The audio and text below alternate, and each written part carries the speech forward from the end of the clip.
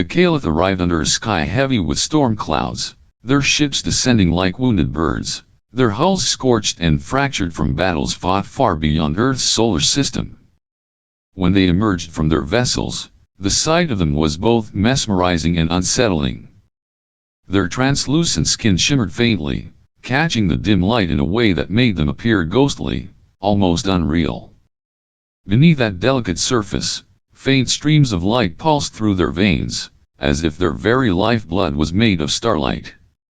Their elongated eyes, black and reflective like endless voids, flickered with something that was not quite human sorrow, but close enough to make the air feel heavier around them. They didn't cry, not in the way humans did, but their trembling forms and the almost musical quiver in their voices spoke of desperation and grief so profound it seemed to echo through the air. Their words, translated into Earth's languages by technology that hummed softly on their wrists, carried the weight of an entire species standing on the edge of extinction. "We have nowhere else to go," one of them said, their voice a haunting melody of alien tones. "Our worlds are gone. Our people, consumed. You are our last hope." Their enemy, the Thranix Hive, was a name that sent chills even through those who had never heard it before. The Caliph's descriptions of the Thranix painted a picture of pure, unrelenting terror. The Thranix were not conquerors, they were predators. A hive-minded species driven by an insatiable hunger, they swept across the galaxy like a plague of locusts, devouring everything in their path. Planets were left as barren husks, stripped of life, their surfaces scarred and lifeless. Stars themselves seemed dimmer in the wake of the Thranix swarms, as if the universe recoiled from their presence. The Caliph were losing. Their fleets had been shattered, their home worlds burned to ash. They had fled across the stars, seeking aid from any who would listen. But every door had been closed to them. And now, they had come to Earth not because they believed humanity would help, but because there was nowhere else left to go. But Earth's leaders were not moved. Politicians, seated in their grand chambers and surrounded by advisors, dismissed the Caliph's plight as a distant problem, a tragedy that belonged to another part of the galaxy. "We have our own problems," they said. "Earth cannot afford to fight someone else's war." Corporate magnates, with their sharp suits and colder hearts, saw no profit in aiding a dying species. "What do they offer us in return?" they asked, their voices dripping with disdain. Humanity, as a whole, turned its back on the Caliph. The streets buzzed with chatter, but it was the chatter of indifference. "Why should we care about aliens?" people muttered. "We have enough to deal with here on Earth." But not everyone ignored the Caliph's plea. In the shadows, where the light of politics and profit did not reach, one man listened. Commander Kale Draven had built a reputation as a ghost, a figure whose name was spoken in hushed tones by those who knew of him. He was a man forged in the fires of wars Earth refused to acknowledge, a soldier who had fought in battles that never made the history books. His face was a map of scars, each one a reminder of a fight survived, a lesson learned. His eyes, cold and calculating, seemed to pierce through lies and pretenses with a single glance. When Draven stepped forward to meet the Caliph, he did so without ceremony. He stood before them, his presence commanding despite the simplicity of his worn, dark uniform. He listened as they repeated their desperate plea, their voices trembling with the weight of their dying race. He didn't interrupt. He didn't ask questions. He simply let them speak, his expression unreadable. When they finished, silence hung in the air like a held breath. The Caliph watched him, their elongated eyes filled with a fragile hope that seemed ready to shatter at the slightest provocation. Draven's response was as sharp and unyielding as the man himself. "You want help from humans?" he asked, his voice low and steady, each word carrying the weight of a challenge. "Then you're asking for a fight." The Caliph flinched slightly at the harshness of his tone, But there was no malice in Draven's words. Only resolve. His eyes, cold and unrelenting, burned with something the Caliph hadn't seen in a long time: defiance. Draven didn't promise salvation. He didn't offer comforting words or grand speeches. What he offered was far more dangerous and far more human. He offered resistance. Where others saw the Thranics as an unstoppable force, Draven saw an enemy that could bleed. Where others saw the Caliph as victims, he saw potential allies in a war that humanity could not afford to ignore. The Caliph didn't fully understand what they had just unleashed. They had come to Earth seeking salvation, and instead, they had found a man who would turn their desperation into a weapon. Draven's words weren't a promise. They were a declaration. If humanity was to help, it wouldn't be out of pity. It would be out of the sheer, unrelenting will to survive and to win. The Caliph didn't know it yet, but they had just lit a fire in the heart of humanity's most dangerous soldier. And that fire would burn brighter and far more destructively than anything the galaxy had ever seen. Draven didn't waste time with speeches or appeals to Earth's faltering governments. He knew the bureaucrats wouldn't listen, and the public would never understand. Instead, he retreated into the shadows where he had always belonged. In a dimly lit room, deep beneath the surface of a forgotten military installation, he opened a dossier so secret that even its existence was a crime to acknowledge. Its pages were filled with names that didn't officially exist, accompanied by records of deeds that had been erased from history. These weren't soldiers in the traditional sense. They were ghosts, operatives whose lives had been sacrificed to the veil of secrecy, their actions buried in classified files, their identities scrubbed clean.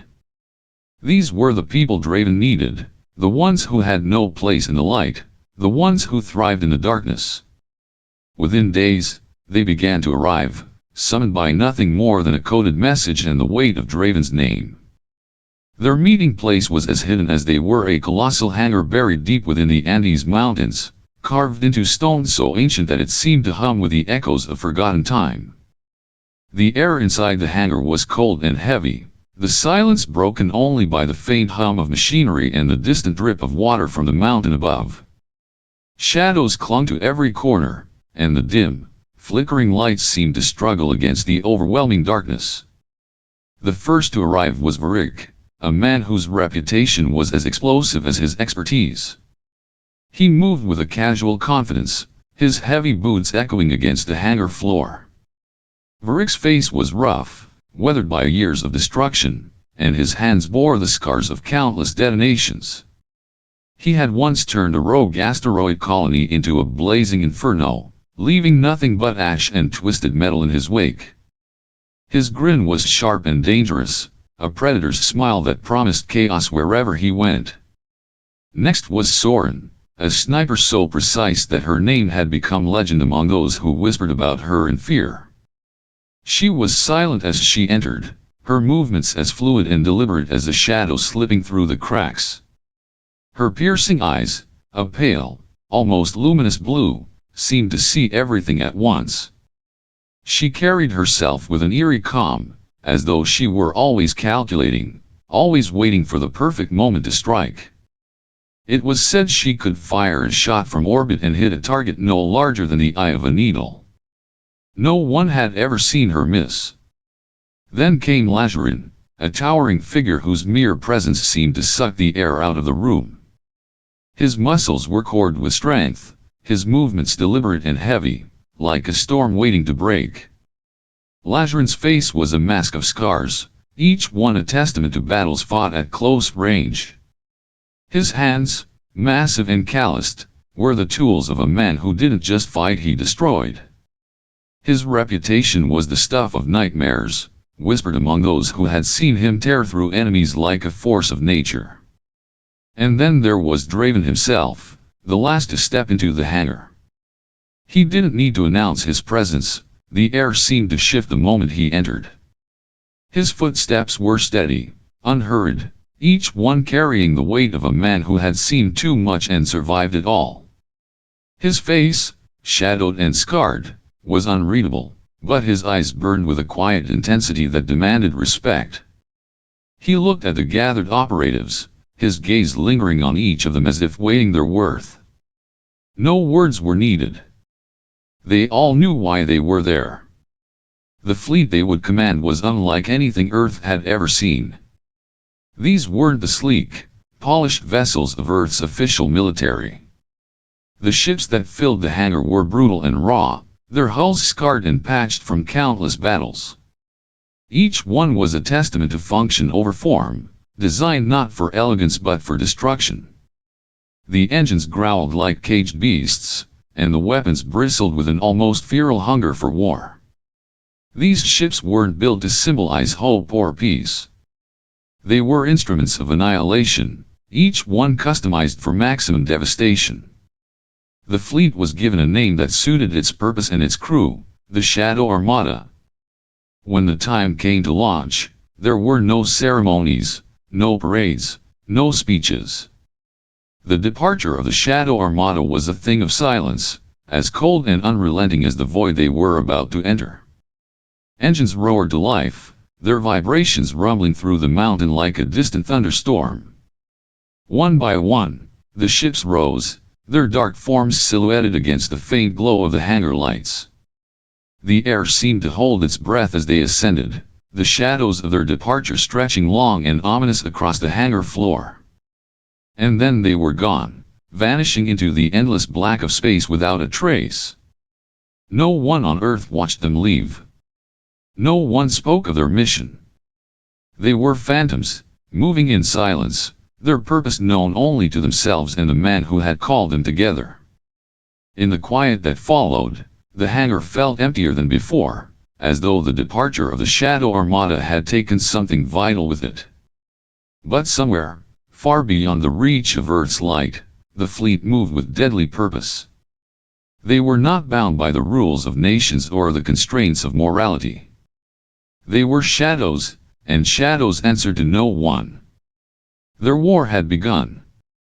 The Caliph had given them coordinates, specific points in the void where they claimed the Thranics were waging their war. Draven and his team followed the path without hesitation, the Shadow Armada slicing through the darkness of space like a blade. But as they approached the first set of coordinates, an unsettling stillness began to creep into the air. It was the kind of silence that felt alive, pressing against their senses, whispering warnings that no one could quite put into words. The planet came into view, its surface a dull, ashen gray that seemed to drink in the light of the distant sun. The Caliph had described it as a world on the front lines, a place where their people had fought desperately to hold back the Thranics' swarm. But there were no signs of battle. No wreckage, no defensive structures, no lingering energy signatures from weapons fire. There was nothing. As the ships descended closer, the truth became horrifyingly clear. The cities were gone, not destroyed, but erased, as though they had been plucked from the surface and scattered into the void. Vast craters stretched where metropolises once stood, their edges smooth and unnaturally precise. The land was barren, stripped of life so completely that even the soil seemed dead. There were no bodies, no ruins, no signs of struggle. It was as if the entire population had simply vanished, leaving behind only a hollow, desolate world. Draven stood on the bridge of his flagship, the Eclipse Warden, staring at the planet through the viewport. His expression was carved from stone, but his eyes burned with suspicion. Something about this didn't feel right. His instincts, honed through years of warfare and betrayal, screamed at him like a warning bell. This wasn't a war zone. It was a graveyard. The silence was broken by Varric's voice over the comms, his usual bravado replaced by unease. This doesn't make sense, Draven. Where's the wreckage? Where's the fight? Even the Thranics leave something behind. Draven didn't respond immediately. His gaze remained fixed on the planet below, his mind racing through possibilities. Finally, he spoke, his voice low and sharp. This isn't a battlefield. It's a message. The fleet moved to the next set of coordinates, and then the next, but the pattern was the same. Each world they found was lifeless, stripped bare of everything that had once made it a home. The Caliph had told them these planets were under siege, but there was no siege to be found. Only silence. Only emptiness. And then, the signals began. They were faint at first, little more than whispers buried in the static of space. But as the fleet moved deeper into the Caliph's so-called war zone, the transmissions grew louder, more insistent. The sounds were strange, alien, and deeply unsettling, an eerie mix of distorted voices, faint screams, and something that sounded like laughter. It wasn't human, and it wasn't Caliph either. It was something else. Something older. Something darker. Soren, ever the sharp-eyed observer, was the first to speak up. These signals, they are coming from everywhere and nowhere at once. It's like they are bouncing off the void itself.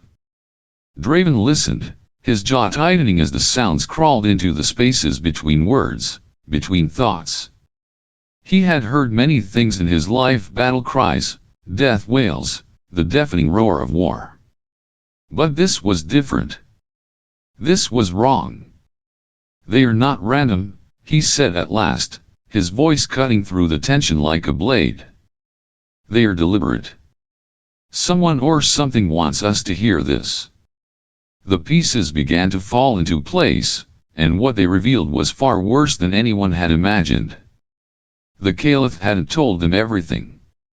Their desperate pleas for help, their stories of the Thranix swarms, their tales of a war they couldn't win, it was all true, but it wasn't the whole truth. There was something else lurking in the shadows of this conflict. Something far older and far more dangerous than the Thranix. And then the trap was sprung. It began with a ripple in the fabric of space, a distortion that shimmered like heat waves across the void. Alarms blared across the fleet as sensors picked up multiple incoming signatures. At first, they thought it was the Thranix, but when the ships emerged from hyperspace, the truth was far worse. These weren't Thranix vessels. They weren't even ships in the traditional sense. They were alive. Organic, pulsating monstrosities that moved with an unnatural grace, their forms constantly shifting and warping as though they were made of liquid shadow. Their hulls glistened with a sickly, wet sheen, and faint, otherworldly lights pulsed beneath their surfaces like the heartbeat of some terrible creature. They moved like predators, circling the fleet with a cruel, deliberate intelligence. The first strike came without warning. One of the Shadow Armada's ships, the Oblivion Spear, was hit by a pulse of energy so alien it defied comprehension. It wasn't a weapon in the traditional sense. It was psychic, a wave of raw, unfiltered thought that crashed into the minds of the crew like a tidal wave. Their screams echoed across the comms, high-pitched and agonized, before falling abruptly silent. The ship drifted, lifeless, its hull intact but its crew shattered. On the bridge of the Eclipse Warden, Draven's voice cut through the chaos, sharp and commanding. All ships, defensive positions. Do not engage until I give the order. But the enemy didn't wait. The organic ships surged forward, their movements impossibly fluid, as though they were swimming through the void rather than flying. They struck with terrifying precision, their weapons, if they could even be called that, tearing through shields and hulls alike. One ship was enveloped by tendrils of dark energy that seemed to grow from the enemy's hull, its lights flickering and dying as it was pulled into the abyss. Draven's hands clenched into fists as he watched the carnage unfold. This wasn't a battle. It was a massacre. And then, as the realization dawned on him, his voice dropped to a grim whisper, barely audible over the chaos. "This isn't a war," he said, his words heavy with dread. "It's a harvest." The Shadow Armada had walked into a trap, and now they were the prey. The alien ships moved with a sinister elegance, their forms constantly shifting, pulsating, alive in ways that defied comprehension. They didn't attack like any enemy the Shadow Armada had ever faced. They didn't rush in with guns blazing or unleash a storm of missiles. No, these creatures, these harvesters, were patient, deliberate. They circled the fleet like sharks, their movements slow and purposeful, as if savoring the fear radiating from the human ships. And then the whispers began. At first, they were faint, like a distant breeze brushing the edges of the mind. But as the harvesters drew closer, the whispers grew louder, sharper, cutting into thoughts like jagged glass. Crew members clutched their heads, their faces contorted in pain and confusion. The voices weren't random, they were familiar. They spoke in tones that mimicked loved ones, long-lost friends, even the dead. They whispered secrets no one else could know, dredging up memories buried deep in the hearts of their victims. On the Eclipse Warden, Soren froze at her console, her pale blue eyes wide with terror. Her fingers twitched as she gripped the edge of her station, her voice trembling. I can hear him," she whispered, barely audible. "My brother. He's calling me. But he's gone. He's been gone for years." Draven's gaze snapped to her, his expression hardening. "It's not him," he said, his voice cold and steady. "It's them. Don't listen." But it wasn't that simple. The whispers weren't just sounds, they were invasive, worming their way into the minds of the crew, pulling at their thoughts, unraveling their defenses. Memories surfaced unbidden, playing out in vivid detail as though the harvesters were rifling through their very souls. For some, it was moments of joy, a child's laughter, a lover's touch. For others, it was nightmares, failures, betrayals, the faces of those they had lost. And then the voices began to change. They grew darker, crueler, twisting the memories into something unrecognizable. A father's comforting words turned into accusations. A lover's embrace became a suffocating grip. The harvesters weren't just invading their minds, they were rewriting them, piece by piece, until the crew could no longer tell what was real. One of the smaller ships, the Iron Veil, faltered. Its captain, a seasoned veteran named Hasker, had always been unshakable, a man whose courage was the stuff of legend. But now his voice crackled over the comms, broken and panicked. "They are in my head," he gasped. I can't think. They are everywhere. There." The transmission cut off. Moments later, the Iron Veil turned its weapons on the fleet, firing wildly, its shots narrowly missing the Oblivion Spear. Draven watched in grim silence as the ship's lights flickered and dimmed, its movements growing erratic. The harvesters had taken it. Not through brute force, but by hollowing out its crew, leaving behind empty shells that moved only at their command. "They are not killing us," Varric growled, his voice crackling through the comms. "They are stealing us." Draven's jaw tightened, his eyes burning with a cold fury. He had seen many horrors in his time, cities reduced to rubble, entire civilizations wiped out, but this was something else. This wasn't war. It was something far more insidious. The harvesters didn't conquer through destruction. They consumed identity, erasing everything that made their victims who they were and replacing it with nothing. And then the truth hit them like a blade to the gut. The Caliph. The ones who had begged for humanity's help, who had painted themselves as desperate victims fighting a losing war.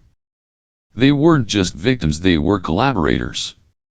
The signals, the whispers, the trap, it all made sense now. The Caliph hadn't called for help because they were losing. They had called because they needed bait. Humanity was their offering, a sacrifice to the harvesters in exchange for their own survival. Draven's voice was low and deadly as he spoke, his words laced with venom. They sold us out. They knew what we were walking into. Soren turned to him, her face pale, her hands trembling. Why? Why would they do this? Because they are cowards, Draven said, his tone sharp as steel. They think if they throw us to the wolves will leave them alone. The revelation sent a ripple of rage through the fleet. Varric slammed his fist against his console, his voice a snarl. Those bastards. They think we're expendable. That we're just prey. Draven's gaze hardened, his expression unreadable. But beneath the surface, his fury burned cold and calculating, like a blade forged in ice. He had been betrayed before, had faced impossible odds, and he had learned one thing above all else: when cornered, a predator doesn't cower. It fights. They think we're weak, he said, his voice cutting through the tension like a knife. They think we'll roll over and die. Let's show them what happens when you corner a predator.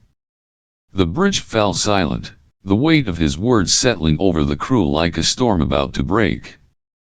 Draven's mind raced, already formulating a plan.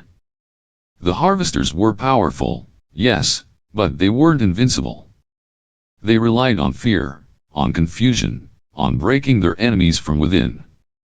But Draven knew his people. He knew their strength, their resilience. And he knew how to turn the tide. Prepare the fleet, he ordered, his voice steady and commanding. We're not running. We're not hiding. If they want a harvest, then we'll give them one they'll never forget. The Shadow Armada had been lured into a trap, betrayed by those they had come to save. But they weren't broken. Not yet. The harvesters had underestimated them, and now, they would learn the price of underestimating humanity's will to survive. The fleet hung in the void like wounded beasts, their hulls scarred and battered, but their lights still burning. The silence that followed the harvesters' initial assault was heavy, oppressive, broken only by the faint hum of systems struggling to remain operational. Draven stood at the center of the Eclipse Warden's bridge, his gaze fixed on the alien ships circling in the distance. They moved slower now, less fluid, as if sensing that their prey wasn't as helpless as they had assumed. The crew around him was shaken but resolute, their faces pale and drawn, yet their eyes glimmering with a faint spark of defiance. Draven's voice broke the silence, steady and cold, like the steel edge of a blade. They think they've broken us, he said, his tone cutting through the tension. They think we're done. But they've made one mistake. They've shown us what they fear. The harvesters' strength lay in their manipulation, their ability to invade minds, twist thoughts, and unravel identities. But Draven had spent his life studying war, and he knew that even the most powerful enemy had a weakness. The answer lay in the very thing the harvesters relied on, the mind itself. Draven turned to Varric, whose usually brash demeanor was now tempered by grim determination. Bring up the neural tempest, Draven ordered. Varric hesitated for only a moment before nodding, his fingers flying across his console. The neural tempest wasn't just a weapon. It was an experiment, a desperate gamble born from the darkest corners of human ingenuity. The nanites it unleashed weren't designed to destroy, they were designed to disrupt. They could infiltrate neural networks, overload cognitive systems, and create chaos in even the most advanced minds. It was a weapon of last resort, dangerous not only to the enemy but to the fleet itself. But desperate times called for desperate measures. Draven addressed the crew, his voice calm but firm. This isn't just a fight for survival. It's a fight for everything we are. They want to take our memories, our identities, our very souls. We won't let them. Not today. The crew responded with a quiet, determined resolve. There was no cheer, No rallying cry, only the silent understanding that this might be their final stand. The fleet moved into formation, their battered ships aligning with a precision that spoke of their shared purpose. The harvesters, sensing the shift, began to close in, their ships pulsing with dark energy, their movements growing more aggressive. And then, the neural tempest was unleashed. The void lit up with a storm of shimmering silver, a swarm of nanites spreading out in every direction like a living cloud. The harvesters reacted immediately, their ships pulling back, their movements erratic. The nanites moved with terrifying speed, infiltrating the alien vessels, latching onto their organic surfaces, and burrowing deep within. The effect was instantaneous. The harvesters' ships began to falter, their once fluid movements becoming jerky and disjointed. The psychic whispers that had plagued the fleet faded, replaced by a deafening silence. For the first time, the enemies seemed vulnerable, their overwhelming presence diminished. On the bridge of the Eclipse Warden, Soren let out a shaky breath, her voice barely above a whisper. "It's working." But the victory was far from complete. The harvesters, though weakened, were far from defeated. Their ships began to lash out blindly, their attacks wild and chaotic, but no less deadly. One of the fleet's cruisers, the Starbound Fury, took a direct hit, its hull splitting apart in a fiery explosion. Draven didn't flinch, his focus unshaken. He knew the cost of war, and he knew there was no turning back. "Hold the line," he commanded, his voice cutting through the chaos. "Push them back. Don't give them an inch." The fleet pressed the attack, their weapons tearing into the weakened harvesters with a ferocity born of desperation. For every alien ship that fell, another human vessel was lost, its crew consumed by the madness the harvesters had sown. The battlefield became a graveyard, the wreckage of ships both human and alien drifting silently in the void. Draven watched as the Oblivion Spear was enveloped by one of the harvesters' ships, its hull cracking under the pressure. The screams of its crew echoed through the comms before cutting off abruptly. His jaw tightened, but he didn't allow himself to grieve. There was no time for grief, no space for doubt. Every loss was a step closer to victory. Finally, after what felt like an eternity, the tide began to turn. The harvesters' ships, once so terrifyingly alive, now moved like dying creatures, their organic forms collapsing in on themselves, their lights flickering and fading. The neural tempest had done its job, throwing the enemy into disarray, disrupting their control, and turning their greatest strength into a weakness. But the cost had been staggering. Half the fleet was gone, their crews either dead or driven to madness by the harvesters' psychic onslaught. The survivors were battered, their ships barely holding together, their spirits frayed.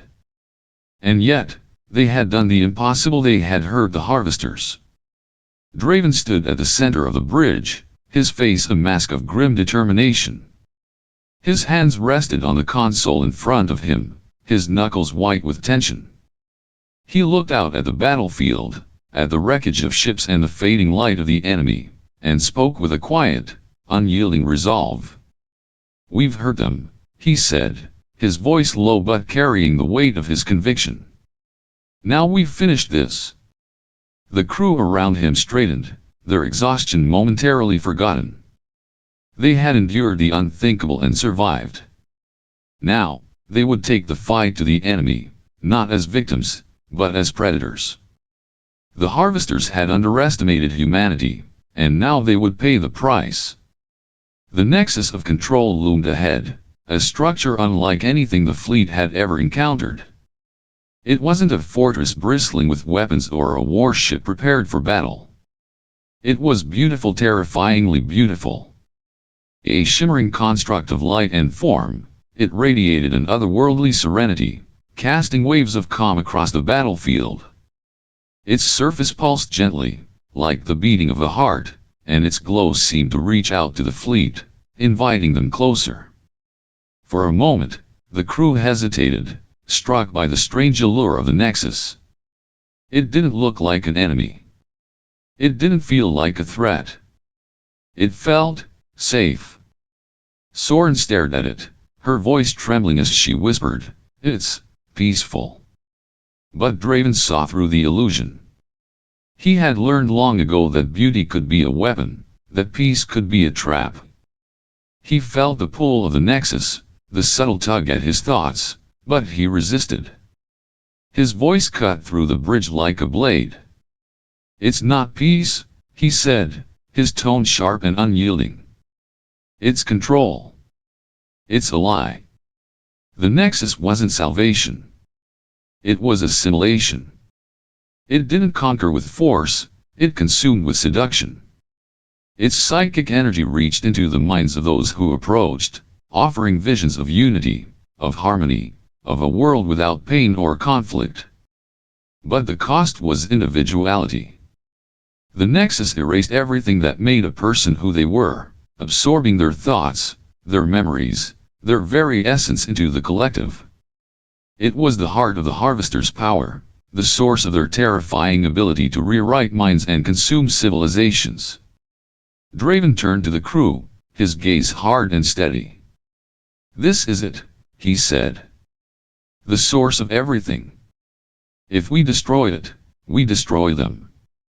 The fleet prepared for the final assault, their ships battered but determined. As they moved closer to the Nexus, its light grew brighter, its psychic waves stronger. The whispers returned, but they weren't the same as before. They weren't cruel or invasive. They were comforting, soothing, filled with promises of peace and happiness.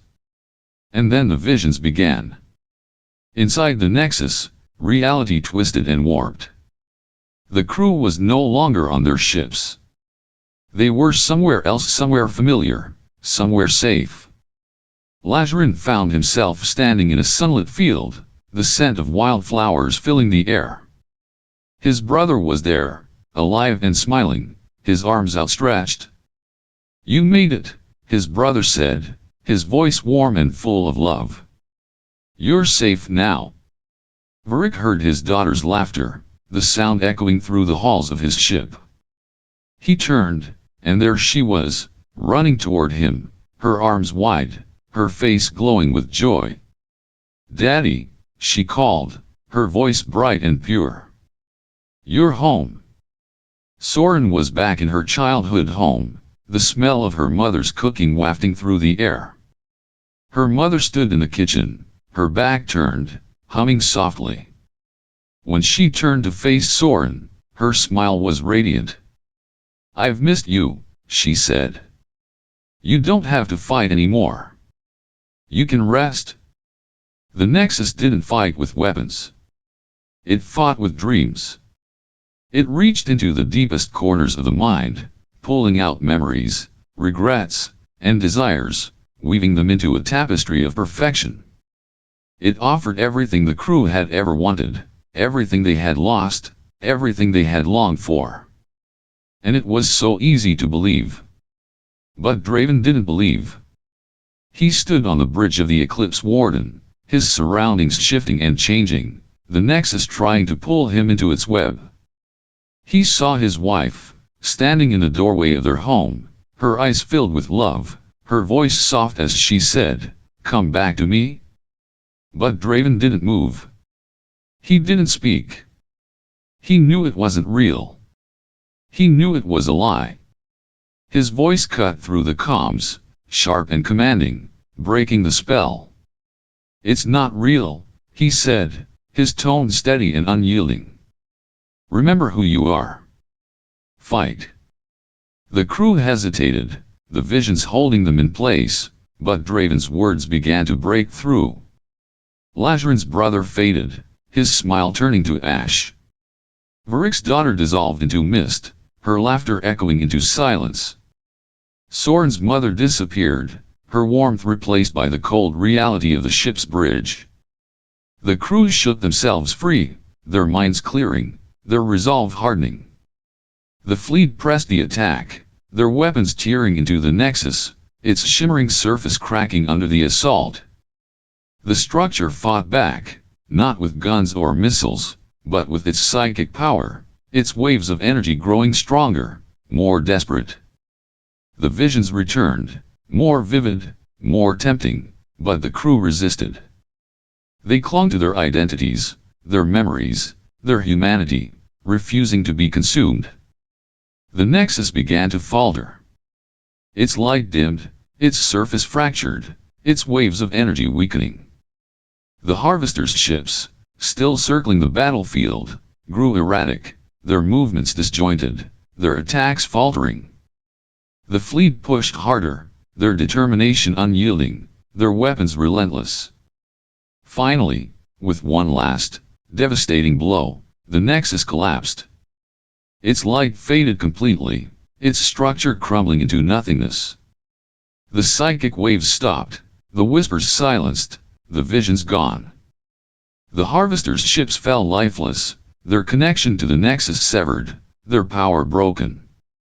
The battlefield was silent once more, the void filled only with the wreckage of ships and the faint glow of distant stars. The fleet had won, but the cost was immeasurable. Draven stood on the bridge, his face a mask of exhaustion and grief, his gaze fixed on the spot where the Nexus had been. He didn't speak. There was nothing left to say. The Harvesters were defeated, their power destroyed, their collective shattered. But the scars they had left behind would never fade.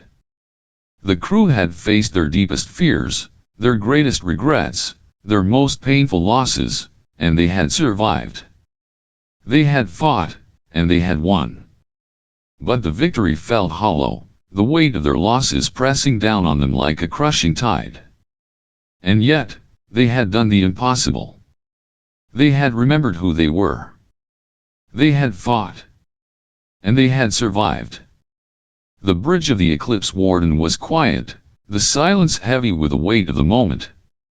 Draven stood at the center, his shadow long against the dim light of the consoles. His face was a mask of exhaustion, but his eyes burned with a grim resolve. Around him, the crew waited, battered and broken, their breaths shallow, their bodies trembling from the strain of the battle. They had come so far, endured so much, but the Eclipse Protocol was their final gambit. There would be no going back. The nexus of control still hung in the void, its fractured surface pulsing weakly, its once dazzling light now flickering like a dying ember. The Harvester's network, though shattered, still clung to life, its tendrils reaching out desperately, trying to hold on to what little power remained. Draven knew it wasn't enough to destroy the Nexus. Not entirely. The Harvesters would rebuild, adapt, evolve. They always did. Unless, they were made to feel. Draven's voice broke the silence, low and steady, carrying the weight of every loss, every death, every sacrifice. Activate the protocol. The words hung in the air like a death knell. The crew froze, their eyes widening as the meaning sank in. The Eclipse Protocol wasn't a weapon in the traditional sense. It wasn't designed to destroy ships or shatter fleets. It was something far more insidious, far more devastating.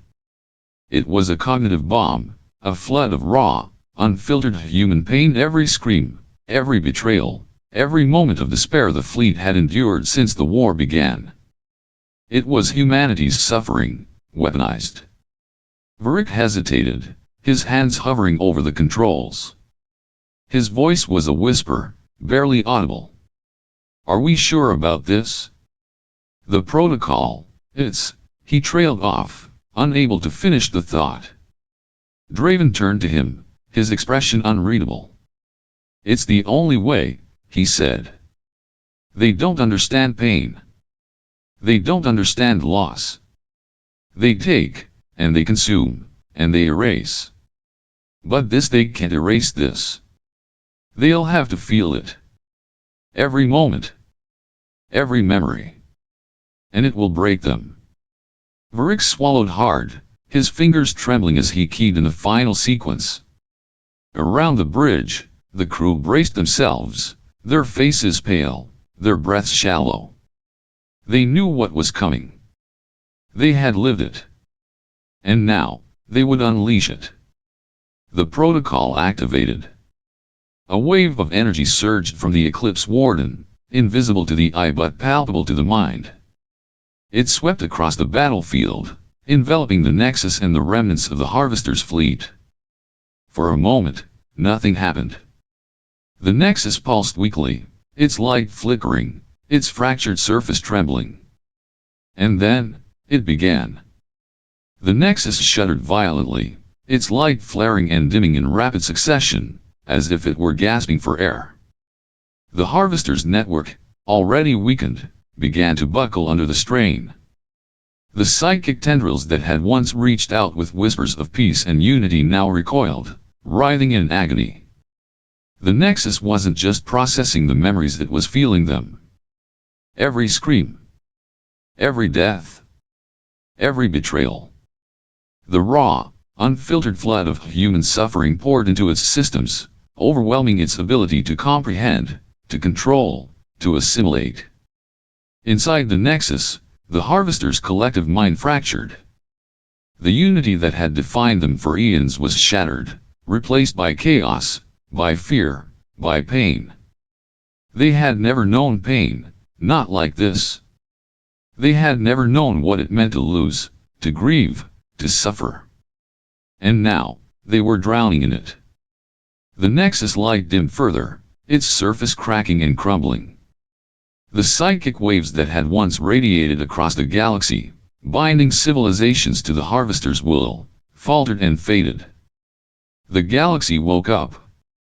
One by one, the worlds that had been enslaved broke free, their minds clearing, their identities returning. The Harvester's influence was broken. But the cost was staggering. The fleet was in ruins. Ships drifted lifelessly in the void, their hulls scarred, their systems failing. Survivors huddled in the wreckage, their faces hollow, their eyes haunted. They had won, but at what price? The memories they had unleashed weren't just the fleet's, they were their own. Every crew member had relived their darkest moments, their deepest regrets, their most painful losses. And now, those memories lingered, fresh and raw, like open wounds. Draven stood on the bridge, his gaze fixed on the Nexus as it crumbled into nothingness. The once beautiful structure, the symbol of the Harvester's power, was gone, reduced to dust and silence. But his victory felt hollow. He had done what needed to be done, but the weight of it pressed down on him like a crushing tide. Around him, the crew was silent, their faces etched with grief and exhaustion. Varric sat slumped at his console, his hands shaking, his eyes staring blankly ahead.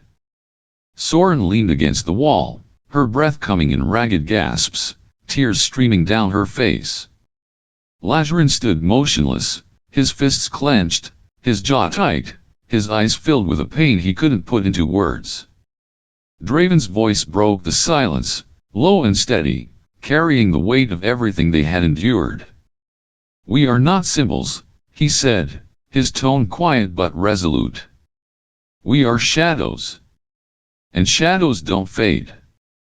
The words hung in the air, a quiet defiance against the darkness that surrounded them. They weren't heroes. They weren't saviors. They were survivors, scarred and broken, but still standing. The galaxy was free, but the cost of that freedom would haunt them forever. As the wreckage of the Nexus drifted into the void, the fleet began to regroup, their lights flickering like distant stars. The battle was over, but the scars it had left would never heal. The Harvesters were gone, their power destroyed, their collective shattered. But the memories remained, a haunting reminder of the price of survival. And as the Eclipse Warden drifted silently through the void, its lights dimmed but still burning, Draven allowed himself a single moment of reflection. They had won. But victory had never felt so heavy. The Shadow Armada, once a beacon of defiance, slipped silently into the vastness of space, their mission accomplished but their existence now a ghostly whisper among the stars. Earth, in its fear and politics, renounced them, casting them as villains, war criminals, and traitors to be forgotten. Yet, the universe had a way of remembering what some wished to erase. Their tale spread like wildfire, igniting hope and rebellion in the hearts of those who yearn for freedom. In hidden nooks of the galaxy, where resistance thrived and outlaws gathered, the story of the Shadow Armada was told and retold. It became a legend, a myth that grew with each telling, whispered in hushed tones around flickering fires and in dimly lit taverns. They were the warriors who dared to challenge the unchallengeable, who stood against the tide and refused to be swept away. Years passed, and on a distant colony, far from Earth's reach, a young child sat in a classroom, her eyes wide with curiosity. She raised her hand, her voice small but eager as she asked her teacher about the Shadow Armada. The teacher paused, a gentle smile playing on her lips, as she looked at the faces of her students, each one a testament to the legacy left behind by those brave souls. They were warriors, she began, her voice soft yet filled with reverence. They didn't fight for peace as we know it. They fought for something more profound, the right to exist, to be free, to choose their own path. They taught us that pain, while often unbearable, is a reminder that we are alive, that we feel, and that we endure. The children listened, their imaginations painting vivid pictures of battles fought in the cold expanse of space, of heroes who bore the weight of the galaxy's hopes on their shoulders. The teacher's words lingered in the air, weaving a tapestry of courage and sacrifice, of a fight that transcended mere survival.